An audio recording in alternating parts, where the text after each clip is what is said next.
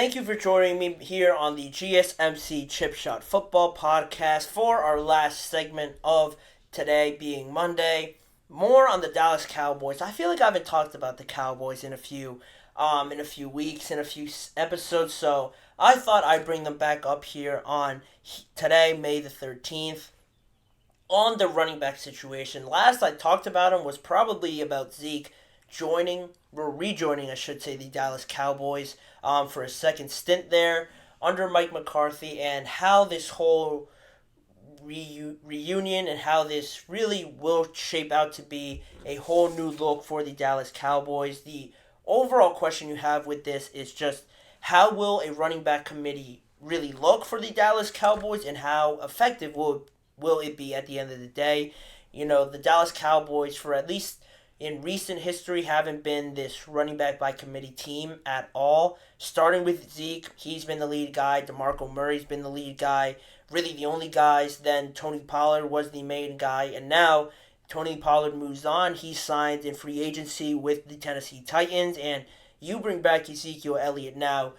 Is he going to be that same guy that he was back when the Cowboys drafted him? He's coming off of his season with the New England Patriots, where he had 184 carries for only 642 yards and 3 touchdowns, all career lows for Ezekiel Elliott, and not great numbers. So overall, you take last year, you bring him in, and do you want, not to say it in a positive way, or not to say it in a negative way, but trying to make it sound as nice as possible, do you want this guy who put up 642 yards and 3 touchdowns to be the number one guy?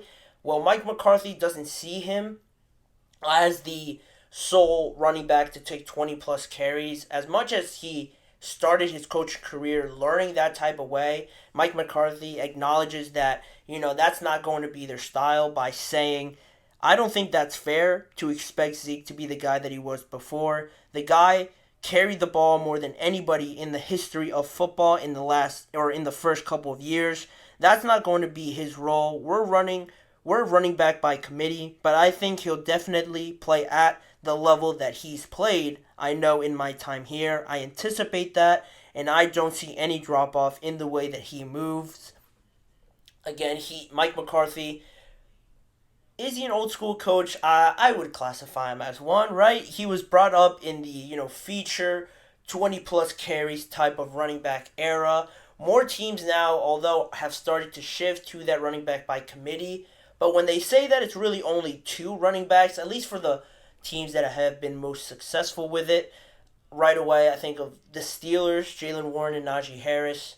You think of the Detroit Lions, Jahmyr Gibbs and David Montgomery. The Ravens have been doing it for a while with Gus Edwards or J.K. Dobbins, or Gus Edwards and recently any other running back that they throw in there. It's hard to keep track of the names, but now in this offseason you have Brian Robinson and Austin Eckler trying to form a formidable duo there. The Jacksonville Jaguars, Doug Peterson, I know, has been echoing to try and get Travis Etienne more rest by having Tank Bigsby be more involved as well. So more teams are shifting over to this new format of running back. It also has to do with the value of running backs decreasing and the market seeming to be more interchangeable. You don't need a game-changing generational type of running back if you could just have 2 that are pretty good. That way you don't have to pay one guy $15-14 million per year. That's the trend that it's going. Is it a good thing for running backs? That's a whole different discussion. Should they be valued higher if they do more, like a Christian McCaffrey or a Saquon? Again, that's a different discussion. But right now, Mike McCarthy isn't naive to the fact that Zeke isn't one of those guys. He has just changed and evolved to this sort of new running back now that can't take 20 plus carries per game, and you expect again to have 1,200 scrimmage yards, 10 touchdowns, and those sort of numbers. Mike McCarthy acknowledges that, and he also emphasized just keeping these guys fresh at the most important time of the year is the biggest thing. It has been a bug that has followed the Cowboys around for a while. You get to the playoffs and the big players, their most important players, just don't perform.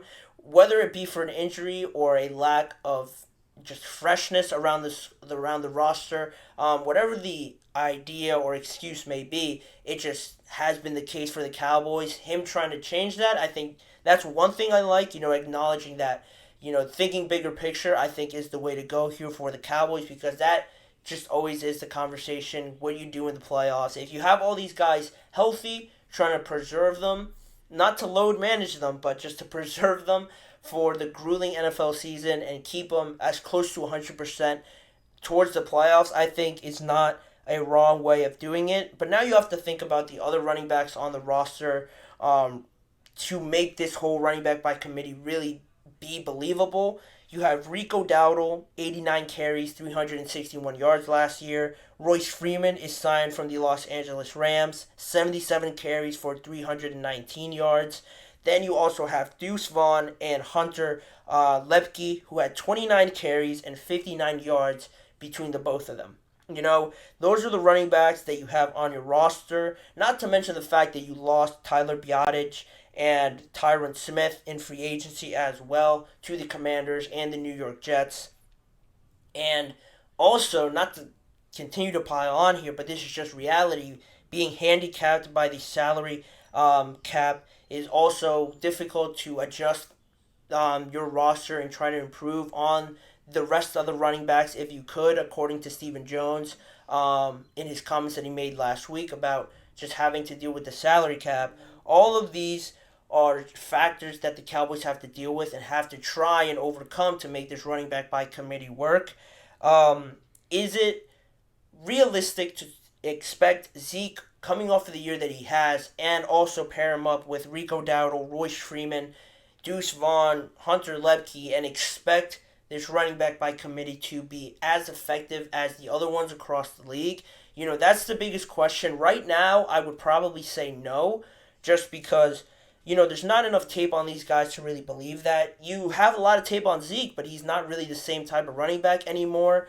And Rico Dowdle, Royce Freeman aren't also looked at as the sort of game-changing backs with game-changing speed to come in and complement Zeke. This running back by committee idea, I think, really works when you have ideally two number ones, maybe a number one and a 2A high-level number two running back to make this really work. And also you have to have two different style of running backs that I think the Cowboys have in theory with so many guys there. They all can't have the same style, but I think right now with the talent that they have at running back, it seems like they just have a bunch of number two running backs to know or to believe that could work behind an offensive line that lost two starters. I don't think you can convince me of that now. I'd have to see it and how they piece it together, and then I could give a better evaluation of it. But right now, on paper, it doesn't seem like something that'll really work. And in a season where, fortunately, I guess for the Dallas Cowboys, they have the 12th toughest schedule with a combined opponent win percentage of just above 500. So they're right in the middle of the pack there. So they don't have, say, the top 5 hardest schedule in the NFL or even top 10, but they're right in the middle, so they're a little bit fortunate there to not have too much pile on them. But how this all works and how really they maneuver around more teams trying to take away, say, a CeeDee Lamb, who they know can take over again a game and can beat these teams single-handedly, how Dallas adjusts to that and try and make this running back by committee work when their passing game isn't really working.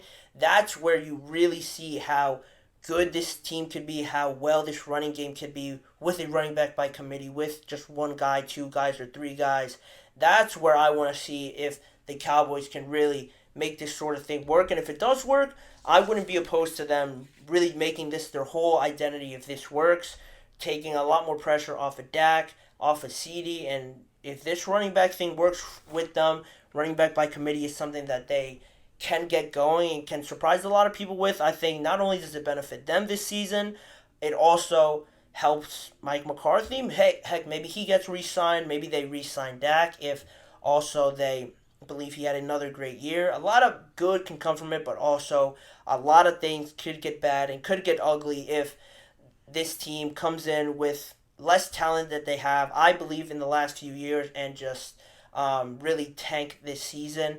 Could it happen? Is it realistic? I think it is more realistic than in years past, but we'll just have to see how it all plays out. Again, we're only in the middle of May. It seems like people are itching more and more for football, but that's 115 days away till we get more NFL football back on our TV screens.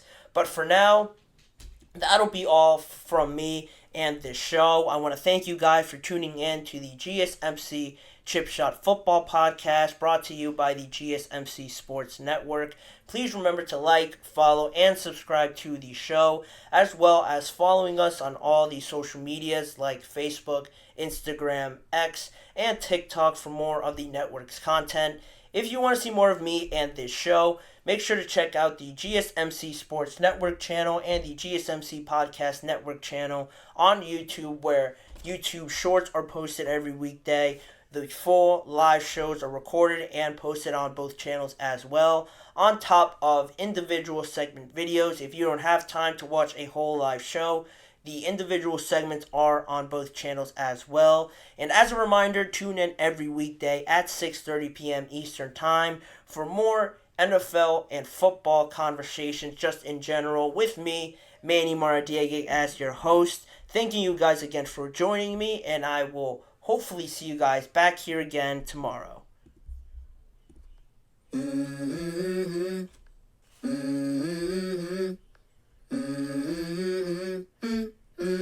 Let's go. I wake up to a little bit of drool on my pillow, feel like it's gonna be a bad day. Yeah, I'm tired of shit, and the coffee ain't hit yet, damn, ain't that great. I don't wanna go